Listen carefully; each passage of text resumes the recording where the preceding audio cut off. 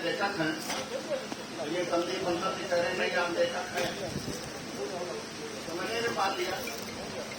वो समाज में घटनाएं कैसे घटती हैं। एक परिवार अपने 5 साल के बच्चे को लेकर के पिकनिक मनाने के लिए बाहर निकला। जाते समय उस बच्चे को दूध पीने की आवश्यकता हुई, तो एक बड़े होटल मालिक का होटल था। अब वो दूध घर पे छूट गया था, तो होटल के मैनेजर के पास वो बहन जी गई। उन्होंने कहा कि हम अपने घर से दूध नहीं ला पाएंगे और बच्चे को दूध पिलाना है, तो कुछ दूध मिल जाएगा क्या? तो मैनेजर ने कहा हाँ मिल जाएगा, 100 रुपये लगेंगे। उन्होंने 100 रुपया दिया और दूध ले लिया। रास्ते में बच्चे को खाया हुआ पिकनिक बनाकर लौटते समय फिर उस बच्चे को दूध की आवश्यकता हुई। होटल तक तो वो नहीं पहुंच पाई। रास्ते में फुटपाथ पर एक झुग्गी झोपड़ी में चाय बेचने वाला आदमी बूढ़ा जो ठीक से कपड़ा भी नहीं पहने था, उसके पास वो जाते हैं। बहन जी कहते हैं दादाजी हमारे बच्चे को भूख लगी है, तो कोई दूध मिल जाएगा क्या? हाँ मिल जाएगा बेटा। दे दिया दूध उसने, आधा पाव 1 पाव जो भी दिया। बहन जी ने पूछा कितना पैसा लगेगा, तो उस बूढ़े दादाजी ने कहा ये मेरे बच्चे को दूध के लिए पैसा क्या लगता है। अब हमारे समझ में ये नहीं आता है, बड़ा वो होटल वाला मैनेजर है कि वो झुग्गी झोपड़ी में चाय बेचता है। ये हमको विचार करने का कौन है बड़ा। ऐसी छोटी छोटी घटनाएं जो होती हैं वो हो जाती हैं। एक व्यापारी के दुकान पे एक राजा गया। बात ये पुराने जमाने की है। राजा निकले थे अपना वेश बदल करके कि हमारे राज में कैसा काम धाम चलता है। तो वो व्यापारी की दुकान पर गए। व्यापारी नहीं जानता था कि वो राजा है। व्यापारी की दुकान के सामने उनको एक चांदी का सिक्का मिला। तो व्यापारी से पहले मिला नहीं, वो तो राजा ने प्रायोजित किया था। व्यापारी से उन्होंने कहा कि तुम्हारी दुकान के सामने ये सिक्का मिला है, इसलिए सिक्के पर हक तुम्हारा है। उसने कहा नहीं ये तो हमारा है नहीं, पता नहीं किसका है। वो दुकानदार वाला बोला कि ये मेरा नहीं है। उन्होंने कहा भाई घर में लक्ष्मी आ रही है तो उनको लेना चाहिए, लक्ष्मी का निरादर नहीं करना चाहिए, ये तुमको अपने पास रखना चाहिए। तो उन्होंने कहा नहीं मेरे हमारे काम भर का मैं कमा लेता हूँ। उन्होंने पूछा कितना कमा लेते हो? नहीं 4 आना कमा लेते हैं। 4 आने में तुम्हारा काम हो जाता है क्या? हाँ बिल्कुल हो जाता है। अब उनके समझ में तो आया नहीं, थे तो राजा लेकिन वो अलग वेश बना के आए थे। उन्होंने कहा 4 आने का हिसाब तुम्हारा कैसा होता है? ने अभी तुझे बताया हमारे पास ग्राहक बहुत है, तो हम बाद में वो तो वापस चले गए। अब राजा के मन में ये दिमाग घूम रहा था, बार बार कंफ्यूज कर रहा था कि 4 आने में क्या हिसाब लगाता है। किसी प्रकार सहायता की उसको आवश्यकता नहीं। दूसरे दिन राजा ने उसको बुलवाया राजसभा में। तो तुम 4 आने का हिसाब बताओ कि क्या करते हो। तो व्यापारी ने कहा, व्यापारी बहुत छोटा था, उसने कहा हमने कहा ना कि 4 आने में ही हम सारा काम हमारा हो जाता है, तो क्या अपना तुम प्रबंध करते हो। तो उसने कहा हम 1 आना कर्ज चुका देते हैं। 1 आना जो हमारा आमदनी होता है 4 आने का, वो हम कर्ज चुका देते हैं। वो कौन सा कर्ज है? वृद्ध माँ बाप की सेवा। जो ऐसे घर में बुजुर्ग है, 1 आना हमारा उनसे खर्च होता है। दूसरा आना जो खर्च होता है वो मैं कुएं में डाल देता हूँ। राजा ने कहा कुएं में डाल देने का क्या मतलब?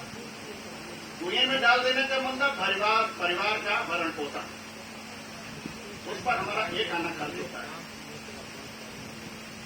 और जो तीसरा आना होता है वो मैं उधार देता हूँ। उधार मतलब बच्चों के पढ़ाई लिखाई परवरिश में, वो परवरिश है जो आगे काम आएगी, वो हमारा उधार है। तब मिलेगा हमको लोग किसी न किसी प्रकार से। और जो चौथा आना होता है वो मैं मिट्टी में गाड़ देता हूँ। फिर मिट्टी में गाड़ना क्या मतलब है? पहले उस पैसे को मैं बचत करता हूँ। वो बचत हमारा है कि आगे समाज की सेवा करना है, कोई संकट आएगा तो उसके काम में आएगा, कोई परमार्थ का काम करना होगा, या हम जब कभी उसकी जरूरत पड़ेगी हमको तो वो हमारा दे देंगे। ये जो हमारी आमदनी होती है उसको अगर हम हिसाब से खर्च करते हैं, व्यापारी हो या कृषक हो या कोई भी हो, तो हमारे ऊपर कोई संकट कभी नहीं आता है। जितना हमारा आमदनी है उसका हम इस प्रकार का बजट बनाते हैं। तो सरकार कैसे बजट बनाती है वो तो छोड़ दीजिए, लेकिन उस व्यापारी ने जो अपना बजट बनाया, एक आना कर्ज चुकाना, मतलब बूढ़े माँ बाप की सेवा करना, एक आना परिवार का भरण पोषण, मतलब कुएं में डाल देना, एक आना उधार देता है मैंने बच्चों की शिक्षा में, और चौथा आना मिट्टी में गाड़ देता है यानी बचत कर लेता है। ऐसे 4 आने का हिसाब होने होता है। राजनेता का ठीक ठीक हमको समझ में आ गया, और ये भी समझना चाहिए हमको कि उसमें हिसाब किताब का, आमदनी का, अगर इस प्रकार का हम बजट बनाते हैं तो हमें किसी प्रकार का संकट नहीं आता है। अभी यहाँ वित्त मंत्री भी आए थे, उन्होंने भी अपना कुछ बताया, कुछ जीएसटी और इनका सदा वार्तालाप। ऐसा रामायण में तुलसीदास ने एक चौपाई लिखी है। वो चौपाई हमारे टैक्स का मूल्य बताती है कि टैक्स कैसा होना चाहिए। तो जब राम ने भरत जी को राज्य सौंप दिया और भरत जी राज्य संभालने लगे, तो उनसे लोगों ने पूछा कैसा टैक्स लगाते हैं? तो उन्होंने कहा कि हम सूर्यवंशी हैं, और जैसे सूर्य टैक्स लेता है उसी तरह हम लेते हैं। तो सूर्य कैसे लेता है? तुलसीदास की वो चौपाई है, बरसत हरसत सब लखें। जब पानी बरसता है और हम देखते हैं तो इसको सब लोग देखते हैं, सब लोग लगते हैं, अवधि में लखने को देखना बोलते हैं। तो बरसत हरसत सब लखें, हरसत लखे न कोई। मतलब सूर्य जब हमसे टैक्स लेता है इस पानी से, तो वो कोई देख नहीं पाता है। वो गिलास में से पानी सोख लेता है, नदी में से सोख लेता है, समुद्र में से सोख लेता है, हमारे शरीर से भी सोख लेता है, पता नहीं चलता है, लेकिन पानी ले लेता है। और जब वो पानी समाज को देता है, बरसाता है, तो सबको प्रसन्नता होती है। किसी को खेती के काम में आता है, किसी को बगीचे के काम में आता है, अन्य अन्य प्रकार से पानी जहाँ लेता है। तो सरकार हमसे टैक्स ले ले और हमको पता न चले। कैसे लेता है? जैसे सूर्य टूटता है, कब काट लेता है अपना ये पता नहीं चलता है। हम नहा कर आए, थोड़ी देर खड़े हो जाएंगे, पानी सूख जाएगी, तो पानी सूख तो निकल जाता है ऊपर। ऐसा जहां जहां से उसको पानी मिलता है वो ले लेता है, और समाज को जब पानी बरसाता है तो सबको आनंद आता है। तो वो तुलसीदास से वो चौपाई है, बरसत हरसत सब लखे, सरसत लखे न कोय, और तुलसी प्रजा सुभाग से। ये प्रजा का, जनता का सौभाग्य है कि धूप भानु तो होए, जो राजा हो वो सूर्य की तरह होना चाहिए, सूर्य की तरह होना चाहिए। ऐसा तुलसीदास ने अपने रामायण में लिखा है। टैक्स कैसा लेना चाहिए सरकार से, इसका वर्णन तुलसीदास ने भी किया और भरत ने किया है। ऐसे राज्य चलाने के बहुत सारे नीतियों का वर्णन रामचरितमानस में है। अगर हम पढ़ेंगे तो अपने कर्मचारी के साथ, अपने व्यापार के साथ, अपने धंधा के साथ इनको क्या क्या करना चाहिए, ये उसमें खोजेंगे तो सब मिलता है। ये तो हमने यहाँ एक दो उदाहरण दे दिया कि अपना बजट कैसा बनाना चाहिए, और बड़ा कौन है, और सरकार को टैक्स कैसा लेना चाहिए।